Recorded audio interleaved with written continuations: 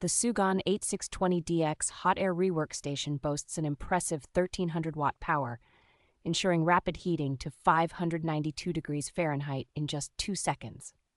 Equipped with 6 air nozzles and a quick-change nozzle holder, this station allows for seamless transitions without waiting for temperature drops. Its versatile LED display supports 3 temperature settings, 4 memory storage options, and offers both Fahrenheit and Celsius readings, making it user-friendly. The station's adjustable airflow range from 1 to 200, along with a brushless scroll fan, makes it suitable for repairing a variety of electronics such as mobile phones and laptops.